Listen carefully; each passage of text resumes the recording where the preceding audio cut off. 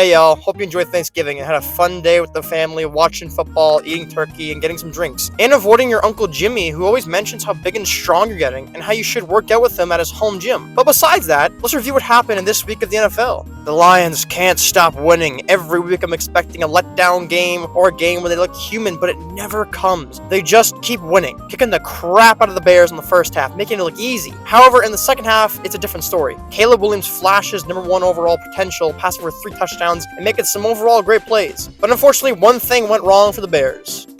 Eberflus. With 15 seconds, and it's 3rd and 26. No. Disaster in the making here.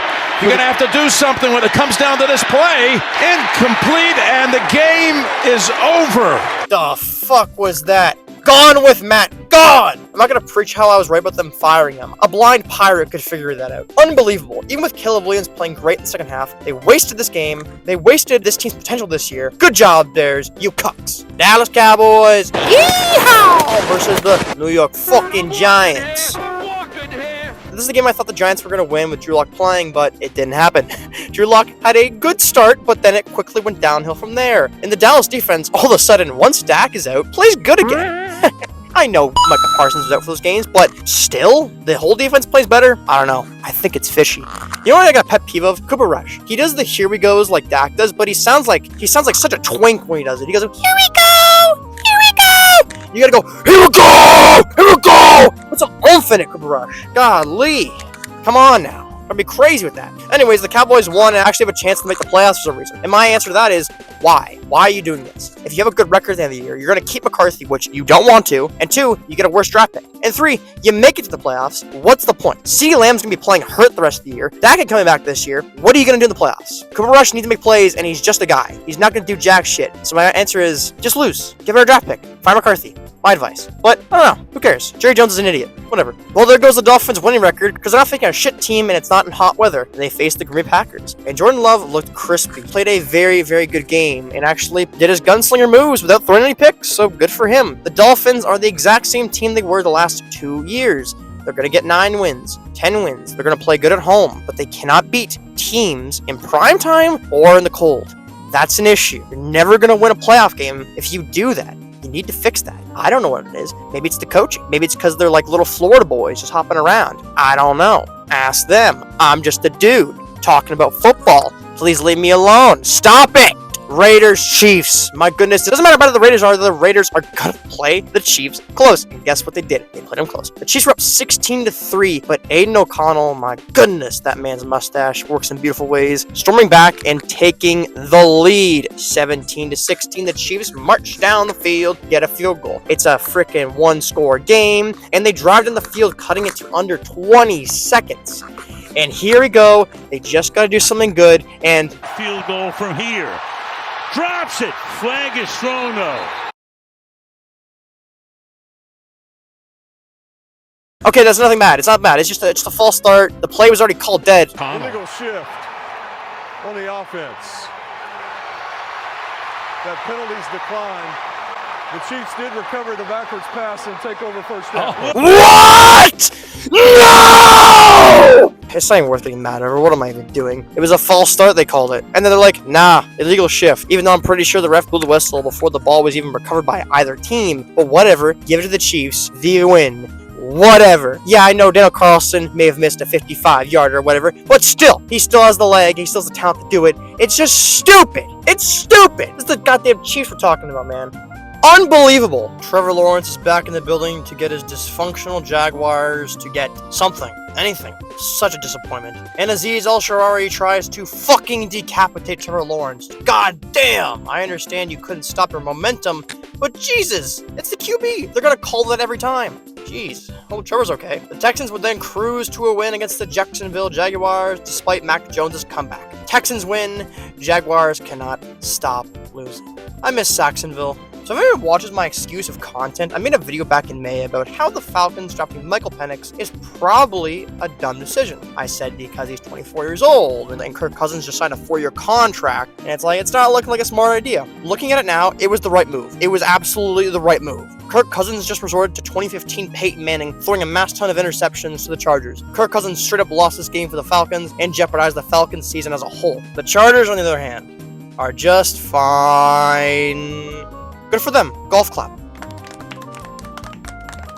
I want to formally apologize to everyone who thought the Titans were going to win this week. And that's just me. I was the only one who thought they were going to win this week. If you're wondering why I did, I don't know. I just got a feeling, got that feeling that in my body, that strange feeling. That's weird feeling, but it makes you have a feeling, you know what I mean? But I was certainly wrong because the Commanders showed up and showed out, breaking their 3-game slump by smacking the tails off the Titans. I'm not going to remember them this time. Cardinals, Vikings, 2 potential future playoff teams facing up, and we got ourselves a doozy. First off, we started with 6 field goals in a row. Oh, goodness gracious. Then, the Arizona Cardinals started to bring it on with a touchdown, but the Minnesota Vikings respond quickly with one of their own touchdowns. Then they trade field goals, and the Arizona Cardinals look to be locking up this game, and it's a big win for them, but unfortunately for them, Sam Darnold's on his revenge tour and gets a touchdown. No! God, no! They got a touchdown. They won the game. The Minnesota Vikings have won. But I still don't feel like they're that good of a team, and the Cardinals are a better team than 6-6. It's a damn shame, because I want the Cardinals to win the division, but sometimes you don't get what you get. And you learn quickly in life, everybody, that you don't always get what you want, and you gotta fucking deal with it. So deal with the Minnesota Vikings winning, and we're moving on! So the Bengals and Pittsburgh Steelers face this week, and I thought the Bengals were honestly just going to go in there and just start tearing up the score, but apparently the Steelers are still on the revenge tour from last year of playing really good offense all of a sudden, because Russell Wilson threw 400 yards plus, and yes, I know the Bengals defense sucks, but I know it sucked this bad, and they fucking won, and Joe Burrow threw a pick 6. It really wasn't his fault, but still, he threw a pick 6, and overall, Joe Burrow, T. Higgins, Chase Brown, Jamar Chase, all those guys are playing great each and every week, but they can't do anything because their defense is historically bad, and the Steelers' offense is actually decent this year, and it drives me so whack. Why is defense so bad? Why is the Steelers' offense so decent? I don't know why. Mike Tomlin, I have no response to the Jets because they've literally had 9 games they've been favored in, and they're 3-9. I think it's a record, and every game they come in, they usually just lay an egg. They were up 21-7 in this game, and quickly just faded it away. They could have went up 24-7, 28-7, but Aaron Rodgers threw a pick 6 to Leonard Williams. That man is 300 pounds of pure Seahawk. He ran his big ass down for a touchdown on that play. And Jason Myers handed him a few field goals, and Geno Smith did whatever the hell Geno Smith does, is playing inconsistent as fuck, but still they managed to win. Aaron Rodgers, listen, man, you're a weird, very, very weird dude. You are a Hall of Fame quarterback. It's going to be in the Hall of Fame for one of the greatest QBs ever. But other than that, just retire for this year. Please just retire. Please. And the Seahawks won, and the Seahawks are probably going to win the division now. Hooray.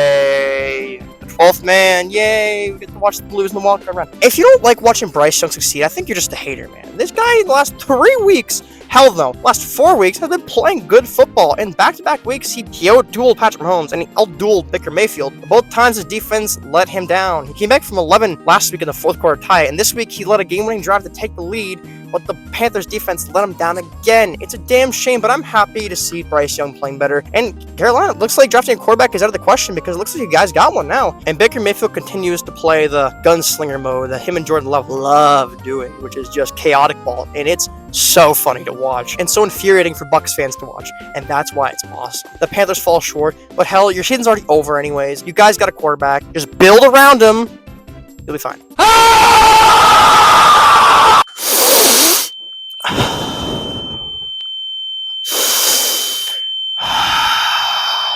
The Ravens faced the Eagles this week, and it was a game that happened on Sunday at 4:25. It totally was a game that happened. You want to guess what happened? Derrick Henry, Saquon Barkley, the 2 rushing leaders both played, and they both played pretty good. The Ravens started off the game winning. It actually didn't start off slow. They started slow, but guess what? When they start off slow, they end up winning. When they start off good, they end up losing, and that's what happened. Now, did the Baltimore Ravens outplay the Eagles today? You could debate they did. Maybe a little bit. Maybe they didn't. One thing's for certain. This game would have been a lot closer if Mr. Justin Tucker made field goals and PATs. Now, I want to say this first. Justin Tucker has been a phenomenal kicker for 10 plus years for the Ravens. He's been the best kicker for 10 straight years. But his downfall this year has been cataclysmic because it's not like a slow downfall he's making missed field goals. He has costed the Ravens game. He costed us games this time against the Steelers and against the Chiefs. And I love the guy. As a person, great guy. But for the love of God, Tucker, make the kicks! Tucker! And the Ravens' offensive line collapsed in the second half and couldn't help Lamar, and Lamar didn't run. The Eagles started getting a run game looked like total dog shit in the second half. Eagles stroll to a win. And goddamn, this probably sold us the division. Like, the Steelers beat the Browns this week. They got 2-game lead. Probably sold us the division. But whatever. It is what it is. Ha ha ha. Funny stuff. Bills, Niners. Who doesn't love yourself a snow game? And it was a blowout, but hell, it was a very fun game. And it was a game I watched in person. And it was fucking chaos. You would get pelted by snowballs, you could barely walk, and the whole game had snow falling from the sky.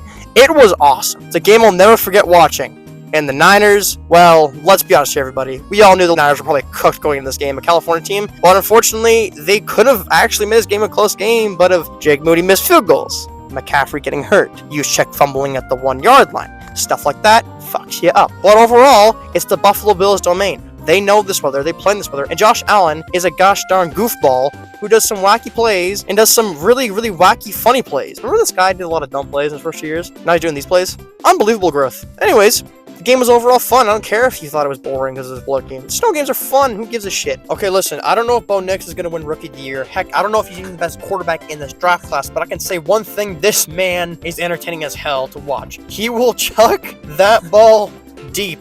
It doesn't matter if it's incomplete, an interception, or it's caught. It doesn't matter. That man will chuck the ball deep, and I respect it. And he's facing a guy who did that for his entire career and learned the art form of it. Jameis Winston. Bo and Jameis put on a show on Monday night, playing a very entertaining game, surprisingly, with the Browns being bad. And now the Broncos are inching closer and closer to a wild card spot for this win, which is good for them because they've turned it around pretty fast, even though Russell Wilson's contract is still killing them. And the Browns, keep Jameis as your quarterback. Please do it. It is so much fun to watch the Browns when Jameis is the quarterback. That's all I got to say about that game. And that is it for the week of football, ladies and gentlemen. I hope everyone enjoyed their Thanksgiving dinner and the Thanksgiving weekend of football. And yeah, we're getting near Christmas. Hope you guys have getting gifts for people you love, getting gifts for people you hate, and getting gifts for people that you just kind of tolerate. And that's it. Thanks for watching, everybody. Please enjoy the rest of your day, and goodbye.